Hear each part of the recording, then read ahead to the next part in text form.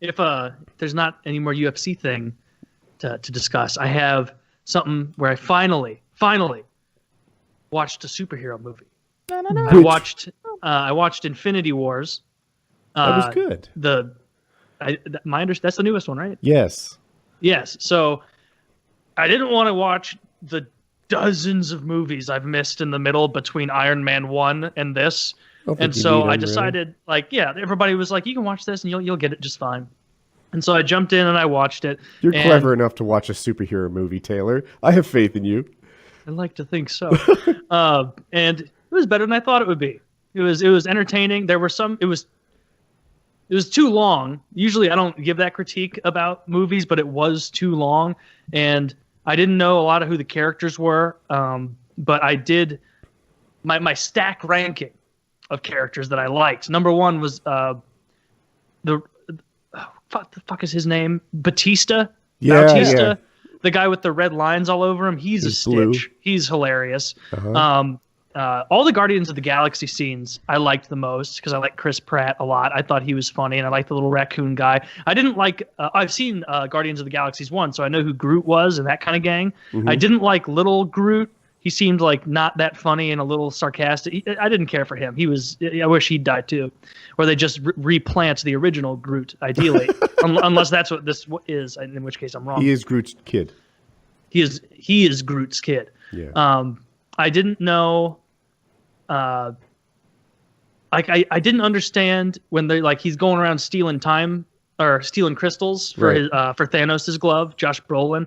He played that really well. I thought Thanos was really badass. He was cool. A lot of people say that. I feel like a computer played that, and I don't get why Josh Brolin gets so much. I could hear his voice and his intonations on different words and things with that, and so I thought he did a good capture. Job. It's just like Andy Serkis, gets all that praise for his work as Schmeagol and Gollum and all the other characters that he's played, and the Planet of the Apes movies and all that. Yeah, when I'm in the minority, I don't take the position too strongly. I just feel like when someone's that CGI'd, they should get half credit for what happened with their character. But whatever, I could be wrong. Yeah, you could also make the argument they get more credit because they don't have the natural tools at their disposal for facial. Like they probably have to really augment their face, maybe, or I don't know. Technology is probably better. I don't know what the fuck I'm talking about, but what's new? Okay, So you liked Thanos. I liked it. I liked Thanos. I need help with a couple things. Go on. Why couldn't as I'm watching it, I'm like, why the fuck is Doctor Who so afraid of Thanos or Doctor Strange, whatever the fuck? Yeah, Doctor Strange so afraid of Thanos, because he has the time gem, right? And he could just pause time, find Thanos, take his gems, problem solved. As long as you have the time gem. It seems like you kind of found a loophole in the whole system, right? Did he have the time gem? Yeah, because he in the beginning, I liked the Asian guy with shield hands. He was pretty cool. But they clearly had time control. And so is Thanos outside of the realm of time? So you can't pin him down? I'm only guessing that. I didn't think of that. This is to me a little like Lord of the Rings and the Eagles. Oh yeah. See, but but the Eagles, when people present the Eagles thing to me, it's like, yeah, they couldn't just fly in. Sauron and the Nazgul would have destroyed them immediately. Those Eagles don't stand a fucking chance against Nazgul with Sauron at full strength there. And also the Eagles are their own species. They're not a taxi service for you to drive around. They're kind of in the ether, kind of out there. Well, they were a taxi service later in the movie, it seemed. And they were later. Why have you ever easily been found flying on eagles when they weren't easily found walking across? No, I'm not saying this is a good explanation. I'm just saying there is an explanation. Okay. Have you ever seen the Whitest Kids You Know sketch where they discuss this? Yes. Yeah, that's a really fun one. Essentially, they have this part where it's the end of Lord of the Rings and Gandalf. Gandalf, it's a sketch show, and Gandalf is like, we got it all done and everything's fine. And then someone goes, why didn't you just have the eagle immediately take the ring there? And he's like, oh, well, then we wouldn't have all had this wonderful experience, right? and Frodo's like, I lost a finger. and someone's like, Boromir is dead. and then they were like, get that old wizardy bitch. And they ought to start beating the shit out of him. And then a credit scrolls with whatever you call it, when like there's narration with text, start scrolling. And then they formed a new holiday known as Gandalf Raping Day. No, it was but they raped him 364 days of the year. They would rape him without mercy, rape and more rape. And then on Gandalf Raping Day, they'd nurse him back to health, only to begin raping him anew on the following day. And year after year went by for an entire age until one naughty hobbit made the mistake of raping Gandalf on Gandalf Raping Day and killed Gandalf. And everyone laughed and laughed. And it's just like, dear God. Whitest Kid You Know had a lot of funny bits. Taylor, I don't know the answer to the time stone thing. What you might not know isn't Doctor Strange's own movie. He was up against a person, I forget, who was much more powerful than Doctor Strange. And what he did is he just kept losing and replaying it like again and again and again and again until the guy got bored of it and decided that like this was a fruitless effort. You know, like, yeah, I can beat you, but I have to keep doing it. I'm not making any progress. Oh, that was another thing with Doctor Strange I didn't like, is like when he was sitting there and they're all like, what are you doing? And he's like, I'm seeing every reality. 14 million. And he's like, I checked 4 million realities. And they're like, how many do we win in? And I was like, please don't say one. That's so lame. That's so fucking lame. Like, I was hoping he'd say, out of 4 million, only 64. And he'd be like, oh, shit, that's like so little as to me, like statistically 0 or whatever. But he goes, 1. And it's like, oh, that's so lame. Come on. Like I know it's a superhero movie. Oh, another thing. So, like, Thanos, when he gets all the gems and the power crystals and everything, he's like God. He's like, boom, I'm God. And he has like complete control over matter, reality, everything, right? Like he can time, vision, souls. Why doesn't he just make the universe twice as big and everybody will settle down? Because the actual backstory is that he wants to get in good with Death, who is embodied by a woman, and he thinks that by killing half of the universe, he'll get a fucker. See, that's all I need. But instead, she fucks Deadpool. Well, No, I was watching this whole movie. I think that's kind of funny. Well, I was live tweeting this like movie. What you can't get. Like as I was watching, I was live tweeting it to people, and they were like tongue in cheek making fun of me for how little I knew. And at one point, I was like, "Is Wolverine not even in this?" I thought I was going to see some X-Men. Did you really? That's the wrong universe. Yeah, I didn't know. It's the right universe. Like, they just don't have the right the rights to the corporate X-Men. structure. See, Marvel was. So I was right. Yeah, there could have been X-Men. There could have. There can't be because Marvel was going bankrupt in the early '90s, and they sold in the the universe, X-Men. They could. Like, I was not wrong. They exist. And I said the Marvel Wolverine universe. could be here, and people are like, "No, he could be there." He could be there, and he would have been. Like, there's plenty of times where Wolverine and the X-Men team up with the Avengers and the Fantastic Four. Like, all of them are together. Like Fantastic Four, X-Men, Avengers, Defenders. Like, everybody's getting in on stuff in some of the stories. Yeah, I loved seeing the Hulk get his shit pushed in by Josh Brolin, by Thanos early on. That was pretty cool. There's a fan theory that wasn't the Hulk. The fan theory is that Loki can look like someone else. He's a trickster, and that it was actually Loki who got his ass kicked. Because it's kind of weird. The Hulk doesn't lose 1v1 fistfights. That's like his thing. He just keeps getting angrier until he wins. Angrier, stronger, and then he eventually wins. He doesn't lose 1v1s.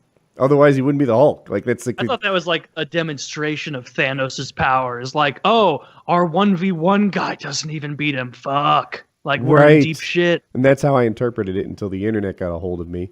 And still maybe that. We'll see. I think they'll answer that question in the next movie. Yeah, I thought Spider-Man was very likable as a character. Like, how he kept he played that really well. Like, he kept wanting to get involved, and Iron Man would like shoot a fucking parachute on him and send him back to school or whatever. Oh, gee willy, Mr. Stark, thanks for the suit. You should see him in Civil War. Spider-Man's super likable. Like, he's always talking while he's fighting the other superheroes. And he's like, there's usually not this much chit-chat in fights. Like, the guy he's fighting, he's like, I'm a really big fan of yours. Sorry about this. Yeah. I liked Thanos' henchman that skinny guy who like just like he's not even the main man on Thanos's ship, and he still comes down and is like humiliating the A team like by himself. Yeah, so I thought there's a scene where whatever, David Banner, I forget the actor's name, Mark Ruffalo, can't Hulk out. He's like, "You're embarrassing me in front of the wizards." It was a really good line. Yeah. Yeah. It was better than I thought. So maybe I'll watch the next one. Or what's the one right prior to Infinity Wars? It'd be the Civil War. You say I'm wrong? People told me to watch. They told me I should make my next one Logan, because apparently Logan's good. So Logan is apart from this entire universe. Logan is essentially an alternate reality, an alternate telling of everything you've seen. It sort of discredits every other X-Men movie and makes them out to be like comic book stories written by Cyclops. And essentially Cyclops is propaganda, because in all of the comics, Cyclops is the leader, but he wasn't the leader. He was never the leader. You know, that's not how it actually went down. So Logan is like a mix between a Western and a comic book movie. It takes place in the West. It's in the future. The thing about Wolverine is that he's got this healing factor, but because he's got this adamantium, this metal coating all of his skeleton, it's constantly killing him. It's a deadly metal. It's constantly killing him and taxing his ability to heal. So that is what ages him. Without the adamantium, he'd live forever essentially. But because he does have the adamantium, he's got a limited age lifespan. And so when Logan picks up, he's breaking down. He's old man Logan, as he's known. And is it still the same actor? Yeah. It's his final portrayal of the character. Like his claws don't really want to come out. They make like an erectile dysfunction joke about that at one point. And like Charles Xavier is there, but he's super old, of course, and sort of has dementia, and his powers are sort of not failing him, but sometimes they'll. Kyle, tell me if I have this wrong, because I have it different than you. And Kyle's good at this, so I'm not that confident. But I thought the scoop was they like cured or unmutated all the mutants, and because Wolverine had this super healing factor, he didn't get fully unmutated, and that's why he aged. No, they didn't unmutate the mutants in this story. They stopped new mutants from being born by using the corn syrup, some sort of additive that's in all of the corn syrup products. That's why, if you look, there's a few scenes where obviously there's the corn farmer's house where he's being bullied by the corporate corn people, right? That's a little bit of thing in the background that was happening there, where they wanted his farm. They wanted him to grow their kind of corn because it's the kind of corn that gets rid of mutants. It prevents mutants from happening. It's not necessarily, I think, that all the mutants are dead. Or that there can't be any more. I'm sorry. They got cured. I'm looking for a better word than cured. Yeah, they didn't get cured. They got killed. And I want to say they got killed by Xavier. His powers went. Something happened with his powers where he killed a lot of mutants. Or it could be a spinoff of the House of M storyline where Scarlet Witch literally just says no more mutants. But I don't think that's the case. That's a whole different storyline that's also an alternate path that's taken. But it's a good movie, and you don't need to know any of this horse shit that I'm talking about, Taylor. It's really good. Yeah. It's there's a little kid in it, and I dislike child actors a lot. She's very good. She's likable. She has charisma, and she's essentially Wolverine. It's not a big spoiler here, but she's Wolverine's daughter, who was like created by someone else using his DNA, and it's really fun to see them like tag team together. And like try to escape. Does she have adamantium? No, she's got bone, just like he did when he was first, before they put the adamantium on him with the X project or whatever. Can they remove the adamantium from him so he can live forever? It's happened a couple times in the comics, but it's a very painful process, and it kind of rips him apart when it happens. Yeah, but he gets to live forever, right? Well, he doesn't want to live forever. Oh. He would prefer to die. Like he carries around an adamantium bullet because he's considering suicide because his existence is pain. It's a deep movie. This sounds like a pretty good movie. I'll check that one out. Is it on Netflix or anything? I don't know. It's totally worth check after this. Very good. You don't need any of the like backstory. Like it sort of retcons a lot of X-Men movies in its own way. So like you don't need any backstory whatsoever. It stands on its own. There's a black and white version that I prefer, but if you don't like black and white movies, just watch it in color. I'll just watch the regular version. Yeah. Very bloody, very gory. It's R-rated, so you get some good shit. People getting eviscerated, ripped apart. And he hulks out a couple times in the movie and just goes just hard fucking core, and he's just like running, he's sprinting past like super hardcore soldiers with guns, and he's just death, and as he is in full sprint. Is this the one where he is running around in the Civil War too? No. That one's, he has bone in him for that one. He goes and jumps in a hole with a nuke. Wait, Civil War. World War II, do you mean? Well, that was the Wolverine. I only saw the trailer for that one, so I just remember seeing him like fight different eras. Yeah, there's one of the earlier ones where they show like some flashbacks of his life and some of the things that he's done. So you get to see him in a couple of like wars. But that What's the lore on Wolverine? How old is he supposed to be? Like 200 or something? He's Canadian. His name isn't even Logan. His last name's Logan. I can't remember his first name. And he's like 5'3", 350 pounds. And but I think he was born 5'3", 350? Yeah, something like that. That is a strong man. Well, that's because he's made of metal. Is it that's the metal that adds that weight? I think he's also a lot beefy. of it is. He's also beefy as fuck, right? Yeah. But I've listened to the entire backstory of his, like there's his upbringing and all that stuff, but I can't think of it right now. I know that he was born in like 1898 or something like that, so he's like 120 depending on what time you're watching. Could you drown Wolverine to death because he probably can't swim? Or would his lungs be like too healing? I don't know. He'd just float up to the top eventually and cough up the water.